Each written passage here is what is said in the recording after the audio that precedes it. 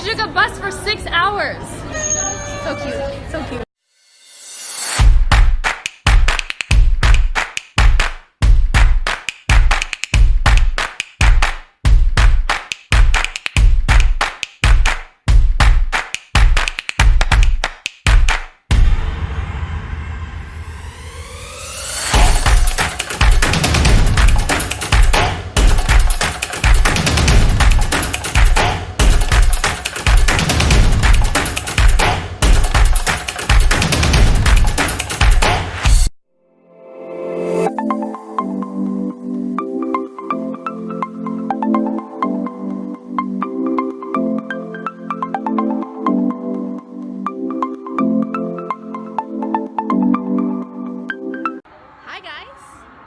Welcome back to my channel, and this is Julian.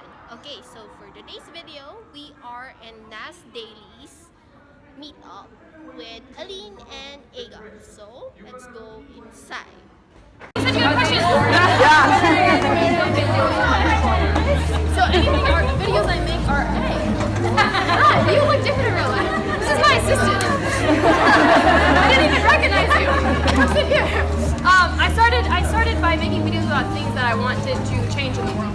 So I practiced with simple videos like hair and makeup, so if I mess up it's on a stupid topic. And then I switched over to like female genital mutilation and really difficult topics. So for me the point of video making is not to be popular or to get free stuff, it's because I don't see enough on the internet about important topics, so I was like, I want to be lazy, but no one else is doing this, so I have to, some of us, we have to do it because no one else is going to do the hard work. Next. Yes. What brought you here in this class? So we were brought here by the Filipino Tourism Board. So they wanted us to do a video focusing on, because we do a lot of videos about eco-friendly stuff, so they wanted us to make a video about how they're cleaning the beaches in Boracay and everywhere, which I think is awesome, and they're actually like hardcore going for it. They're really cleaning over there. So that's why we're here, and it's been amazing. Yeah. My favorite trip in the Philippines. Anyone else? Anyone else? What can you say about Greta Thunberg? I think she's amazing, and I think a lot of people are giving her shit about this because I don't know why. Why would you give her shit? I support anyone who's doing their best to make a change in the world, and there's always room for more people. Greta is not the only one. She shouldn't be the only one. She shouldn't be doing this alone. There's space from everyone in every culture to be talking about these issues. And she just happens to be very eloquent. She's very good at speaking, very good at delivering. So I think we all need to practice our oratorial skills to get to her level. I'm nowhere near that level. Okay, anyone else? Anyone else? How do you stay in love? How do you stay in love?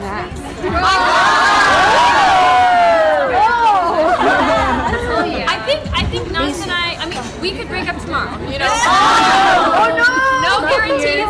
Almost every day, we're staying in the Shangri-La, and 2 years ago we were in the Philippines, and we almost broke up at the Shangri-La. So it's really funny to be back there. We almost break up every 6 months, 3 months. So no guarantees for the future, but the way we stay in love right now is I have a therapist, and whenever I have problems, I talk to my therapist, and I'm like, I'm so annoyed, and she's like, everything's fine, everything's fine.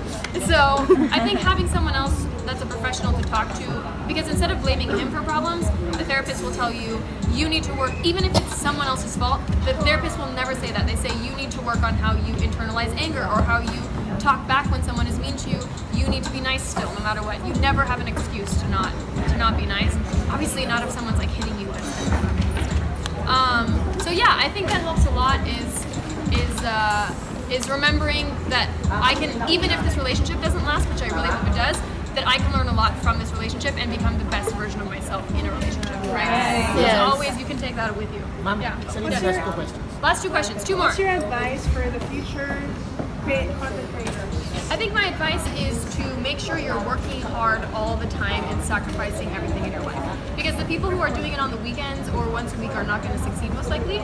The people who are going to succeed are the ones who are crazy about it. And to be fair, I didn't start as crazy, but I also succeeded much later in life. I'm 30. I only became successful maybe 2 or 3 years ago, maximum.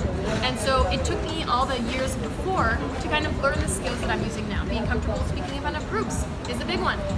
Being able to, talk on camera. Some people just are weird on camera. I was weird at first, and I practiced with Snapchat. Hello, friends. I am practicing not feeling weird talking to a camera. So there's all these tiny skills that you build up over the years, and I always was working on myself as a person.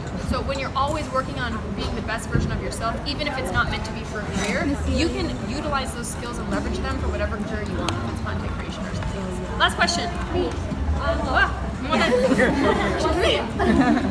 What's your advice for a person who was before she was having all the control with her life, and then she was so break up, and it turns out that she's having anxiety and depression, and as we grow, we all have things. So someone dealing with anxiety and depression. Okay. I mean, I don't know. I've never had clinical depression where a doctor diagnoses it, but of course I have many times in my life where I'm just like, I don't want to deal with life.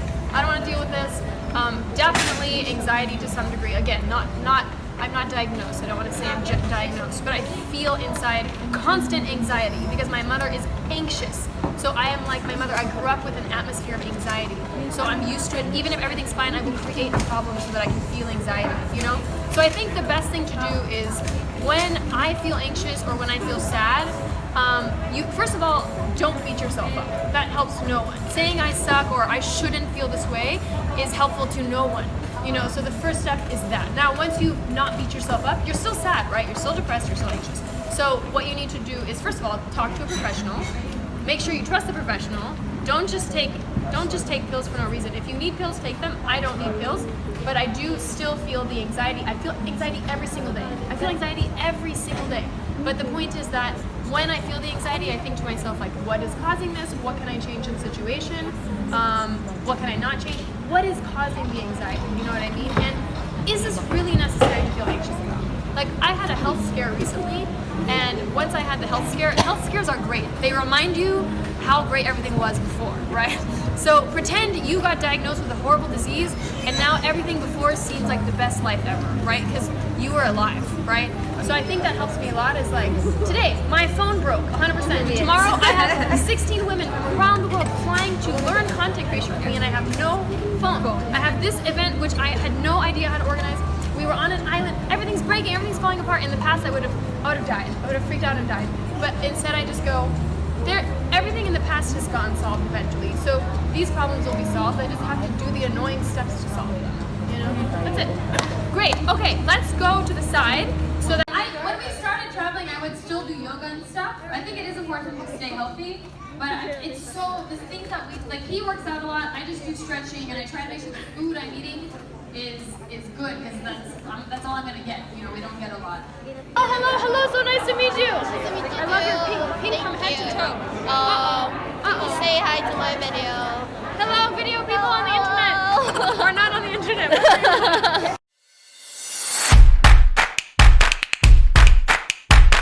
Alyne, hi. So, in the Philippines, there are some people who really eat dogs. Yeah. They kill the dogs and poison them. So what do you think of that?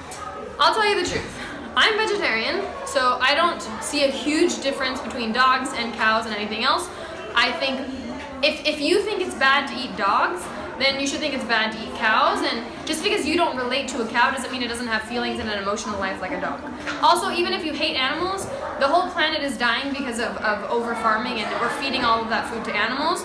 So pretty much if you care at all about the environment, you should at least be eating way less meat, if not no meat at all. Just realistically, that's just common sense. For people who eat dogs, dogs are domesticated by humans, so it's like you're killing something that you train to be nice and love you forever. It's not the nicest thing ever to do. But to be honest, the people who are killing and eating dogs are probably not the kind of people who are gonna listen to me and think about what they're doing. And the people that really matter are the ones that are gonna listen and realize that eating any animal is hurting the planet. It's often hurting your health. It's hurting the animal who wants to live just as much as you, and we're over-farming the earth. The amount of animals on earth right now is way more than there should be, because we're literally forcing animals to breed, to create more animals, to create more meat, to meet the demand of humans. In the past, humans would eat a small amount of meat every day. If they're lucky, it's hard to get meat. Now people eat meat like it's their main dish of every meal every day. It's crazy. That's what I think.